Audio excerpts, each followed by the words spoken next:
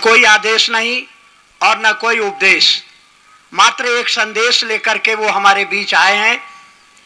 और वो संदेश है, आइए शिव को अपना गुरु बनाएं। तो 3 सूत्रों के दाता हमारे वरेण्य गुरु भ्राता, हम उनको मंच पर आने के लिए सादर आमंत्रित करते हैं। वो कृपया मंचासीन हो और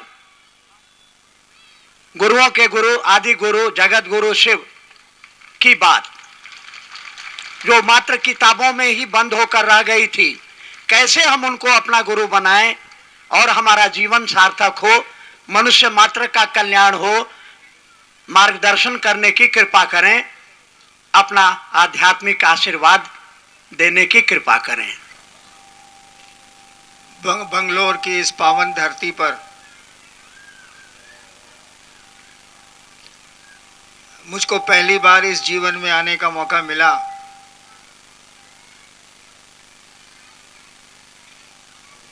एक बात मैं आपको बताऊं कि मुझको यहाँ की भाषा नहीं आती।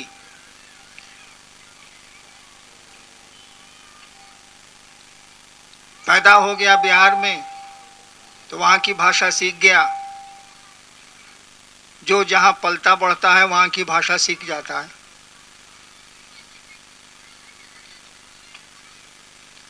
मैं दक्षिण भारत कभी आया ही नहीं। बिहार सरकार, झारखंड सरकार में भी रहा मैं, लेकिन इधर आने का मौका नहीं मिला। पहली बार मौका मिला और इतना शुभ कार्य में, शिव गुरु महोत्सव में शामिल होने का, यह मेरा सौभाग्य है।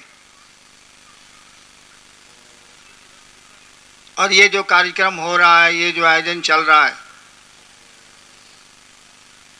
आपने सुना, लोग आपको कह रहे थे कि शिव को गुरु बनाया जाए।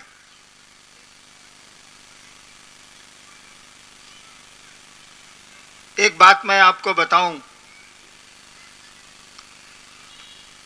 आज लोग कह रहे हैं कि शिव को गुरु बनाया जाए, लेकिन आपने प्रोफेसर साहब से सुना, वो बता रहे थे कि मैंने जब शिव को गुरु माना था 1974 में, 1974 में, उन दिनों में पटना विश्वविद्यालय में लॉ कानून का विद्यार्थी था। मैंने शिव को गुरु बनाया था तो मुझको ये बात मालूम ही नहीं थी कि शिव गुरु है। मैं नहीं जानता था, मुझको पता ही नहीं था।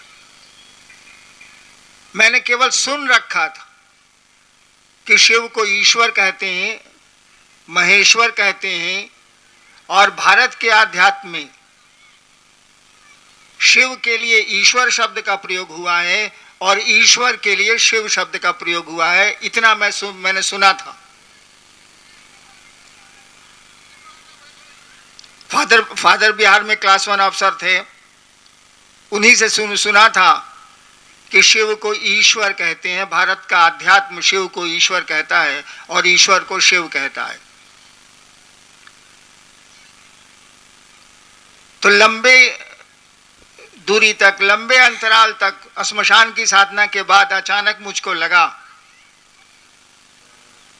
कि कहीं कुछ नहीं है, सब फालतू है। लेकिन आदत पड़ गई थी 15 साल तक श्मशान साधने की, जोग साधने की, विद्यार्थी जीवन में। आदत के चलते मेरे दिमाग में एक ख्याल आया। मैं कहानी आपको नहीं सुना रहा, वो प्रोफेसर साहब बोल चुके हैं। एक ख्याल आया, एक विचार आया, एक थॉट आया कि गुरु भगवान होता है तो भगवान गुरु क्यों नहीं है। गुरु भगवान होता है तो भगवान गुरु क्यों नहीं है। स्कूल में संस्कृत में हम लोगों ने पढ़ा था, गुरु ब्रह्मा गुरु विष्णु गुरु देवो महेश्वरा गुरु साक्षात पर ब्रह्म तस्मै श्री गुरुवे नमः। स्कूल में पढ़ा था हम लोगों ने। यानी गुरु ब्रह्मा है, गुरु विष्णु है, गुरु महेश्वर है, गुरु साक्षात पर ब्रह्म है, ऐसे गुरु को प्रणाम। मेरे मन में आया कि गुरु परमेश्वर हैं, गुरु ईश्वर हैं, गुरु परमात्मा हैं, गुरु ब्रह्मा हैं, गुरु विष्णु हैं, गुरु महेश्वर हैं, तो ये महेश्वर गुरु काहे नहीं है? ख्याल आया है, केवल मैंने सोचा, मेरे दिमाग में घूम रहा है। श्मशान में बैठा हूं, आप जानते हैं वहां अकेले बैठा होना होता है, वहां तो कोई साथ होता नहीं। रात का 2 बज रहा है, घोर अंधेरा है। आरा में एक श्मशान है, गांगी श्मशान, वहीं में बैठा था। नवंबर का महीना था 1974। और मैंने तय किया कि मैं शिव को गुरु बनाऊंगा, उस भगवान को गुरु बनाऊंगा। मुझको नहीं मालूम था कि शिव गुरु हैं या किताबें लिखती हैं कि शिव गुरु हैं, मैं नहीं जानता था। मैंने ईश्वर को गुरु बनाया, शिव को गुरु बनाया, और गुरु बनाया तो 3 कस्में मैंने खाई थी, 3 कंडीशंस मैंने रखे थे, 3 शर्तें मैंने रखी थी कि आप आसमान से उतरेंगे, जिस तरह से आप फोटो में दिखते हैं, तस्वीर में दिखते हैं, हम आपको गुरु नहीं मानेंगे। दूसरी शर्त मैंने रखी थी कि आप आदमी के रूप में आइएगा, साधु के रूप में, गुरु के रूप में, आदमी के रूप में, तो आपको हम गुरु नहीं मानेंगे। तीसरी शर्त मैंने रखी थी कि अब तक जितना जो कुछ किया है, वह श्मशान की साधना में किया हो, योग की साधना में किया हो, तंत्र की साधना में किया हो, अभी के बाद से नहीं करेंगे। अभी के बाद से नहीं करेंगे, क्योंकि अब आपको मैंने गुरु बना लिया, अब आप बताइएगा तो करेंगे, नहीं तो नहीं करेंगे। मुझको भी मालूम था कि शिव शरीर में नहीं है, मुझको भी ये पता था कि वो बोलता नहीं है। मुझको लगता था कि मेरे दिमाग का फितूर है, ये फालतू बात है। लेकिन मैं कहां जाता, सोचिए, कोई मेरे पास रास्ता बचा नहीं था। पढ़ाई चौपट थी, बाप मां से तिरस्कार मिलता ही था, अफसर का बेटा पढ़ता नहीं था। मेरे पास कोई रास्ता नहीं था कि मैं जाऊं तो कहां जाऊं। अंत में मैंने शिव को गुरु मान लिया, ये सोच के माना कि यहां भी कुछ नहीं है। और मुझको, तब मैंने आपको बताया, मुझको ये मालूम भी नहीं था कि शिव गुरु है, मैं जानता भी नहीं था। इसी बीच में प्रोफेसर साहब बता रहे थे ना, मैं नौकरी में आ गया, बिहार सरकार में मैं डिप्टी कलेक्टर हो गया। उस समय झारखंड बिहार एक ही था, 2 राज्य नहीं थे।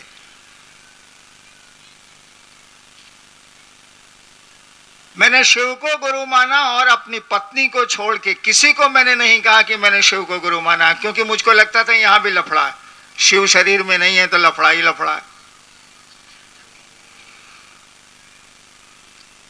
8 साल बीत गए, किसी को मैंने नहीं कहा कि मैंने शिव को गुरु बनाया। इसी बीच सरकार ने मुझको बदल दिया मजिस्ट्रेट के रूप में, एक जिले में, मधेपुरा एक बिहार का जिला है, वहीं बदल दिया।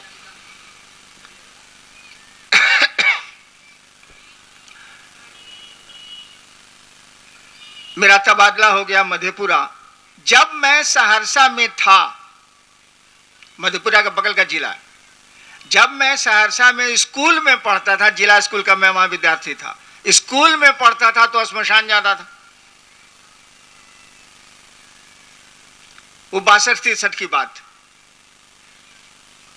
वहीं मैं स्टेट होके गया तो श्मशान के मेरे साथी मुझसे मिलने आए कि वही लड़का है जो यहाँ मजिस्ट्रेट हो क्या है, चलो मिलते हैं। वो लोग मिलने आए। हमने पूछा कि अभी भी तुम लोग श्मशान जाते हो क्या? उन लोगों ने कहा कि जी जाते हैं।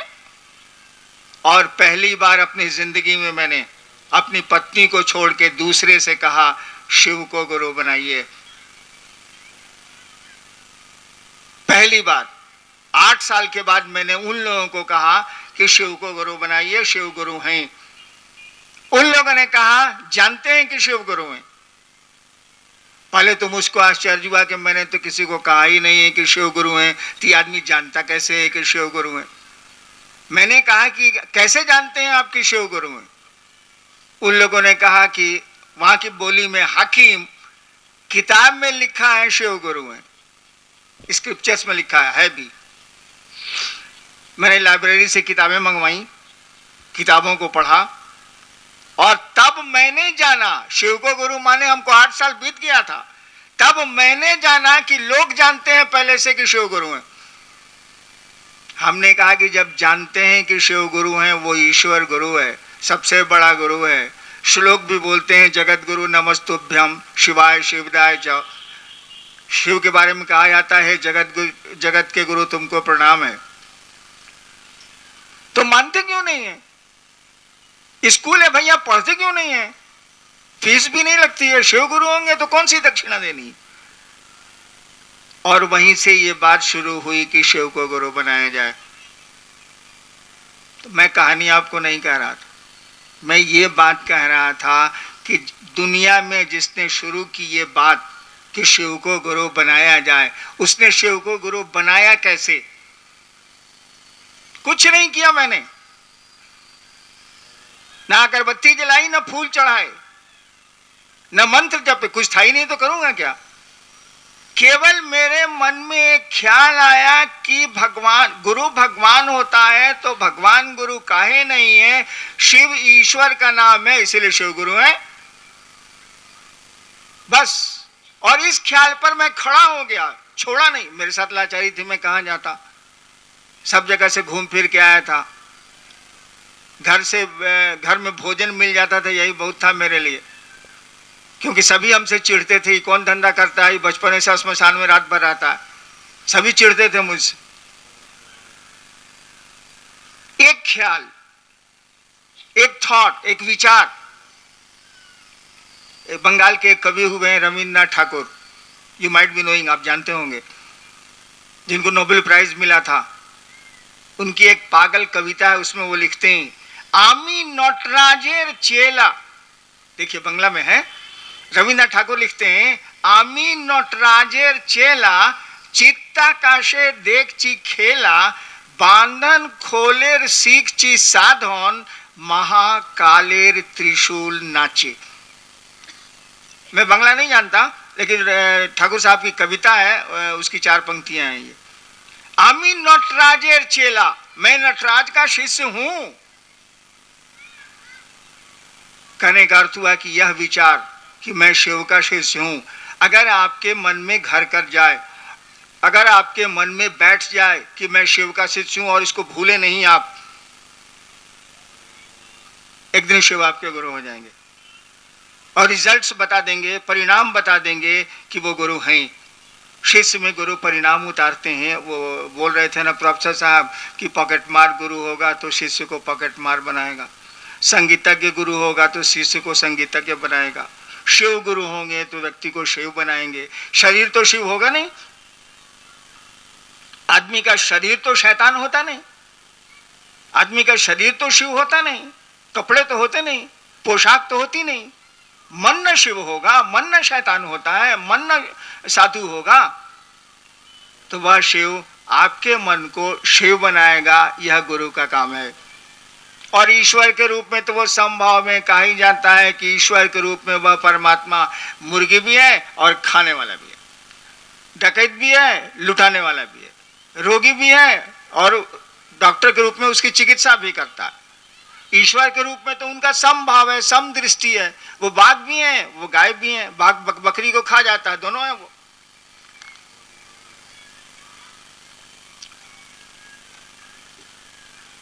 तो मैंने कहा कि मात्र यह ख्याल कि आमी नटराजेर चेला, मात्र यह विचार कि शिव मेरे गुरु हैं, अगर आपके मन में ठहर जाए, कोई विचार आपके मन में ठहर जाएगा तो असर डाल देगा, सो जान लीजिएगा।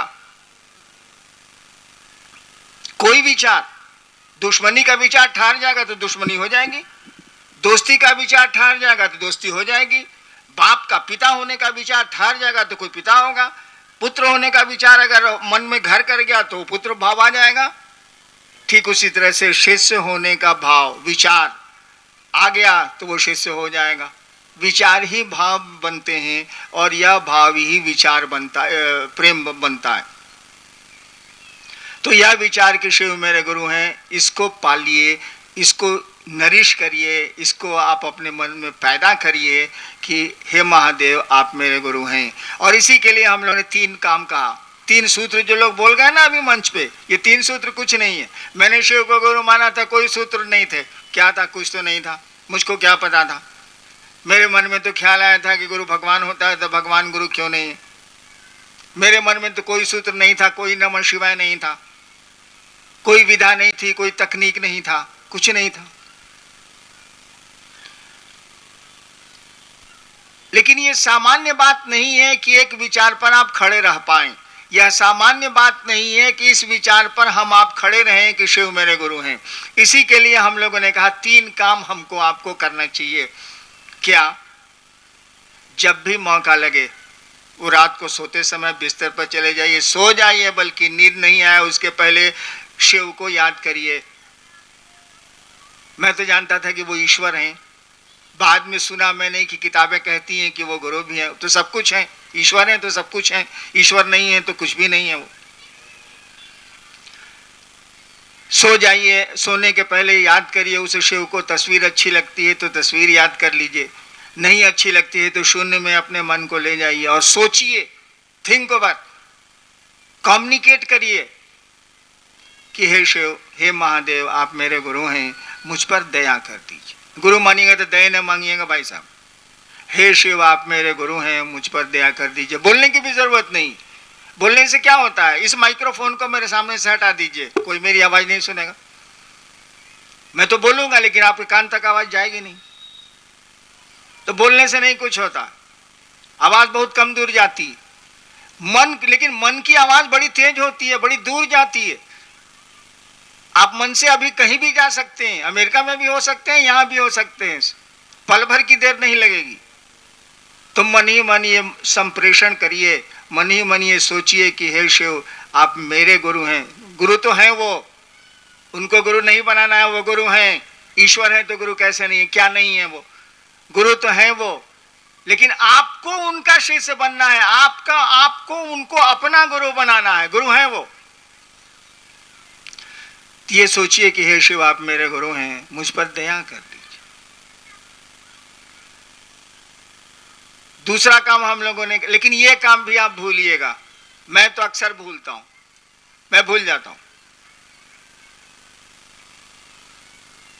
रोज समझाता हूं लोगों को कि अरे भाई, सोते समय कम से कम इतना तो याद कर लो, शिव को प्रणाम कर लो, मन ही मन ये सोचो कि आप मेरे गुरु हैं, मुझ पर दया कर दीजिए। बाबा तो हैं ही वो, कहा ही जाता है चंदा मामा सबके मामा, शिव घर घर के बाबा। बाबा तो रहेगा ही वो। बाबा से पढ़िए भाई साहब, उस शिव से पढ़ के देखिए, वो पढ़ाता है, वो गुरु हैं। किताबें कहती हैं, साधु कहते हैं, मनीषी कहते हैं, वो गुरु हैं। सुबह उठिए तो कम से कम याद कर लीजिए, मन ही मन इस बात को कहिए कि हे शिव, आप मेरे गुरु हैं, मुझ पर दया कर दीजिए। लेकिन इसको भूल जाइएगा, मैं तो भूल जाता हूं। सुबह उठता हूं, महादेव, शिव तो याद आ ही नहीं सकते, महादेव तो याद आता ही नहीं है, ससुरी चाय याद आती है, क्या करिएगा, याद ही नहीं आते।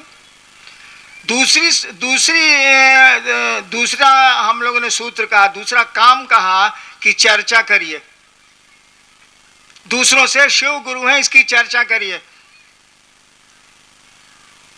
आदमी जिसको प्यार करता है ना, उसके बारे में बात करना चाहता है, आदमी का स्वभाव है। और जिसके बारे में ज्यादा बात करिएगा ना, तो उससे प्यार हो जाएगा, उससे आपको मोहब्बत हो जाएगी, उससे लगाव हो जाएगा। हम लोगों ने कहा शिव गुरु हैं, इसकी चर्चा करिए। और चर्चा में आप उलझते हैं। मैं रांची से आया हैदराबाद, मेरे गले में दर्द पैदा हो गया, इतना हुआ कि मत पूछिए। मैं सोच रहा था बंगलोर में तो मैं बोल ही नहीं पाऊंगा, लेकिन क्या करूं, अब इतने कार्यक्रम दिया हुआ है, इतने लोग आएंगे, अब गला खराब हो चाहे जे, बोलना तो पड़ेगा। मैं रांची में रहता हूं, रोज 200, 300, 400 आदमी मुझसे मिलने आते हैं। तबीयत खराब है तब भी तो जाना ही जाना है। इतना दूर से लोग आया है, टिकट कटा के आया है, परेशानी झेल के आया है, मिलना तो है ही, क्या करेंगे। यानी चर्चा आपको प्रेरित करती है, आपको अपने गुरु को याद करने में। जब हम लोग मैजिस्ट्रेट थे और जब हमने शुरू की थी ये बात कहनी कि शिव को गुरु बनाइए, तो अक्सर मेरे साथी मैजिस्ट्रेट लोग कहा करते थे, क्या बॉस, महादेव का क्या हाल है, देखिए व्यंग कसता है, हम ही से पूछता है महादेव का क्या हाल है। कहा कि महादेव की चर्चा मैं करता था तो वो लोग व्यंग कसता था, क्या बॉस महादेव का क्या हाल है। यानी कुछ नहीं, अब आप कोर्ट करने जा रहे हैं, इजलास पर मैं जा रहा हूं, उधर से एक मजिस्ट्रेट आ रहा है, क्या बॉस महादेव का क्या हाल है। अब बताइए, हम तो सोच के जा रहे हैं कि आज कितना केस है, कितना सुनना पड़ेगा, कौ घंटा कोर्ट में बैठना पड़ेगा, तब तक याद दिला दिया कि महादेव का क्या हाल है, यानी शिव याद आ गए ना। जब भी किसी की याद आपको आती रहे, जबरदस्ती ही सही, जब भी कोई आपकी याद में आता रहे, एक दिन जान लीजिए प्यार हो जाएगा। तीसरा काम हम लोगों ने कहा कि जब मौका मिले अपने गुरु शिव को प्रणाम कर लीजिए, प्रणाम करने की कोशिश करिए। प्रणाम भी तो मन ही करेगा, बोली तो प्रणाम करती नहीं है, हाथ तो प्रणाम करते नहीं है। हम लोग कितने आदमी को प्रणाम करते हैं, हम मने मन सोचते हैं नहीं कि साला कहां से मिल गया, आज खाना नहीं मिलेगा। करते हैं कि नहीं करते? हम लोग बहुत आदमी को प्रणाम करते हैं, हम तो नौकरी में बहुत किया है, प्रणाम किया, प्रणाम सर। आइयो, जब वो चला गया तो साहब बगल वाले साथी से कह रहे हैं कि देखो आज खाना साला नहीं मिलेगा, ये साला कहां से भेटा गया। ये प्रणाम प्रणाम नहीं, प्रणाम मन करेगा ना, झुकेगा मन ना। बोली प्रणाम कर रही है, मन तो नहीं झुक रहा है, मन तो कह रहा है कि कहां से भेटा गया, खाना नहीं मिलेगा। तो हम लोगों ने कहा शिव को प्रणाम करने की कोशिश करिए। काहे कोशिश करिए? शिव को प्रणाम होता नहीं है, वो तो अपने काम के लिए, अपने मतलब के लिए हम लोग प्रणाम करते हैं।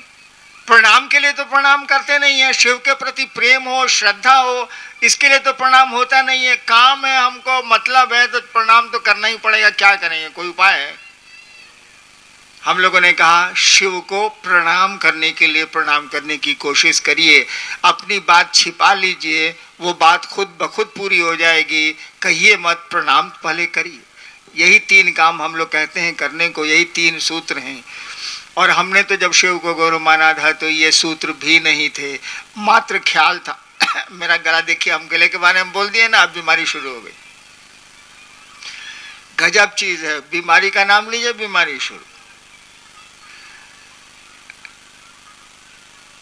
जब मैंने शिव को गुरु माना था तो कोई सूत्र नहीं थे, मात्र इस बात पे मैं खड़ा रह गया कि शिव मेरे गुरु हैं और रहेंगे। इसके लिए जो नतीजा होगा, और बहुत नतीजा हुआ, हमने आपको सुनाया कहाँ। 74 से लेके 82 तक मेरा जो नतीजा उतरा, जो नतीजा उतरा, हम तो देखते हैं कि आज 3 करोड़ से ज्यादा शिव शिष्य हैं और सबको मस्ती मस्ती। मैंने शिव को गुरु माना था तो जो मुझको परेशानी हुई, जो मुझको दिक्कतें हुई, मैं ही जानता हूं। क्यों? इसीलिए कि 15 साल श्मशान की साधना छोड़ के आया था। बढ़िया आदमी का साथ छोड़ दीजिएगा तो आपका भला मनाएगा, और शैतान आदमी का साथ छोड़ दीजिएगा ना तो आपको चैन से रहने नहीं देगा। तो श्मशान में सब प्रेत सब हमको दोस्ती हो गई थी, और शिव को गुरु मान के साथ छोड़ दिया, सब मिलके हमको तंग करता था। अब मैं बैठ के रोता था कि साला कहां फंस कर शिव को गुरु मान लिया, प्रेत वो तंग करता। आइए देखते हैं, कुछ जिज्ञासा आई है तो करते हैं, लगातार बोलने में दिक्कत। चलिए,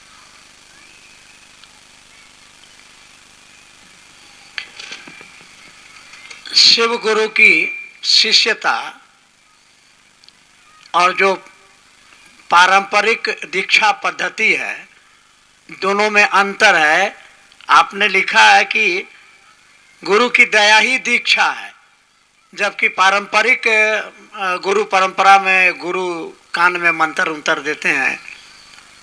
तो शिव शिष्यता में दीक्षा की क्या व्यवस्था है, इस पर प्रकाश डालने की कृपा की जाए।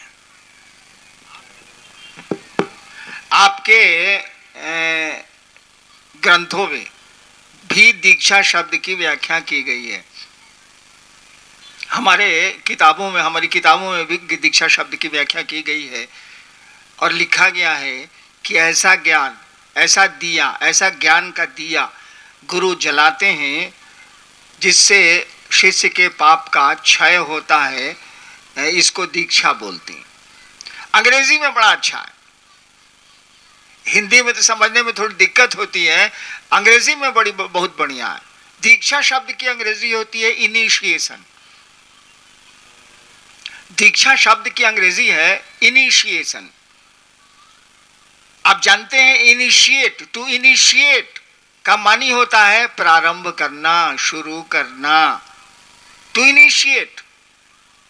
और अंग्रेजी है इसी से बना है इनिशिएट से इनिशिएशन, यानी आध्यात्म की दुनिया में गुरु शिष्य के कदम जब बढ़ाते हैं अपनी दया, अपने आशीर्वाद, अपनी कृपा से, तो एक शुरुआत होती है ईश्वर की ओर चलने की। दिस इज कॉल्ड इनिशिएशन, प्रारंभ। इसी को बोलते हैं दीक्षा। दीयते ज्ञानम क्षीयते पापम, गुरु ज्ञान देते हैं और पाप का क्षय होता है। और दीक्षा कई तरह की होती है। प्रोफेसर साहब ने कहा ना कि वो कान में मंत्र देते हैं, ऐसा नहीं है। पहले के जमाने में शिष्य 200-200 किलोमीटर दूर रहते थे और गुरु कहीं और होते थे, और शक्तिपात दीक्षा होती थी, मेंटली दीक्षा दी जाती थी। अभी भी तो मेंटली ही दीक्षा दी जाती है। मंत्र दे देने से क्या होगा? मंत्र में चैतन्य तो गुरु को देना होगा ना। नक्शे पर आप बता दीजिए कि दिस इज बंगलोर, इससे क्या हो जाएगा? हम लोग आज से जान रहे हैं कर्नाटक की राजधानी बंगलोर है और दक्षिण भारत में है, लेकिन बंगलोर का अनुभव तो मुझको बंगलोर आने पर ही मिला ना, कि बड़ा खूबसूरत शहर है, यहाँ लोग बड़े अच्छे हैं। लेकिन वहां से तो नक्शे पर नक्शेबाजी हो रही थी। तो मंत्र से काम नहीं चलता है। मेरा नाम है हरिंद्र आनंद। हर एक देवता का एक मंत्र होता है, हर एक मंत्र का एक देवता होता है। जब तक उस मंत्र के देवता से आपका सानिध्य नहीं होगा, मंत्र, उसी को बोलते हैं मंत्र का चैतन्य, तब तक मंत्र की सार्थकता नहीं होगी। मंत्र पूर्ण रूपेण काम नहीं करेंगे। इसको समझिए। जैसे कोई आदमी आता है आपके पास, कोई आदमी वहां से आता है बिट्टू जी के पास, चाहे श्रवण जी के पास आता है और कहता है कि देखिए हम रांची से आए हैं, हरिनारायण जी के साथ रहते हैं, हमारा पॉकेट कट गया है, हमको 200 रुपया दे दीजिएगा तो हम चले जाएंगे रांची। ये लोग कुछ नहीं बोलेगा, कुछ नहीं पूछेगा, 200 रुपया निकाल के दे दे। वो पायलट है, उसको 1.5 लाख तनख्वाह मिलता है, दे देगा 200 रुपया। श्रवण जी के पास भी महादेव की कृपा से कुछ पैसे तुम्हें ही 200 रुपया दे देगा। मेरे नाम पर इन लोगों ने 200 रुपये दे दिए, कुछ नहीं पूछा कैसे जानते हैं हरिनारायण जी को, बल्कि चाय पिला देंगे, कुछ नहीं पूछा। लेकिन वही आदमी आके कहे कि हम रांची से आए हैं, हरिनारायण जी ने हमको भेजा है, हमको 20,000 रुपये की ज़रूरत है, तब कहेंगे बैठिए। जाएंगे भीतर, मोबाइल लगाएंगे हमारे पीए के पास, है सुना भैया, हाँ एगो आदमी आया है रांची से, कहता है कि हमको 20,000 रुपये की ज़रूरत है। कौन आदमी है जानते हैं उसको? आप दें कि नहीं दें? देखिए रुक गए ना आप। मेरे नाम पर 200 रुपया दे दिया और 20,000 में रुक गए ना आप, मेरी ज़रूरत पड़ गई ना आपको। ठीक यही है मंत्र। नाम से काम चल जाएगा, लेकिन ज़्यादा बड़ा काम होगा तब उस आदमी से काम लेना होगा जिसका नाम है वो।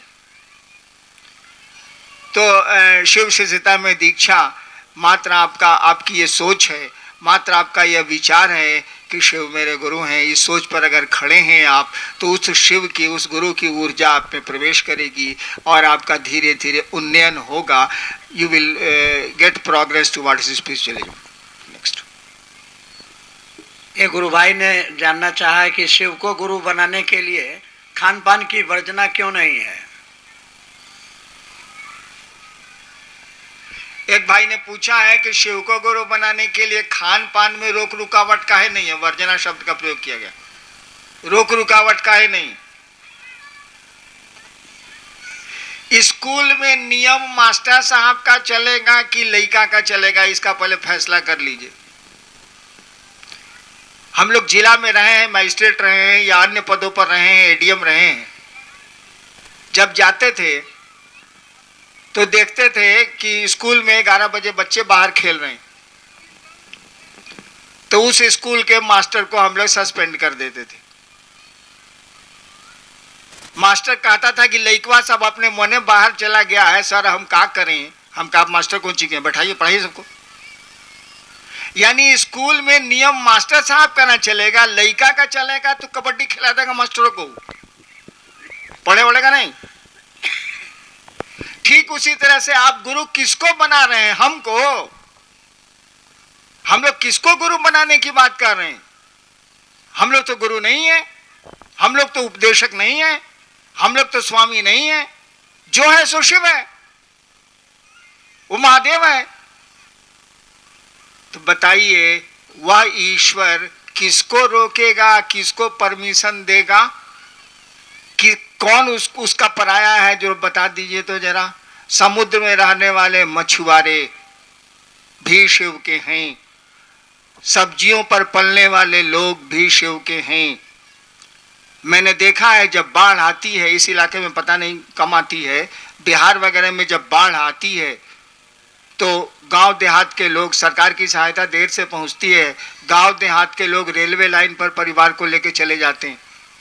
मछली खाने वाले का शिव नहीं है क्या? सब्जी खाने वाले का ही शिव है क्या? गाय का शिव है क्या? बाघ का शिव नहीं है? सबका तो है ना भाई। वही शिव जगत का गुरु है। जगत गुरु का मानी होता है जगत के एक एक आदमी को, ही हैज द फ्रीडम, उसको स्वतंत्रता है टू बी हिज डिसाइपल।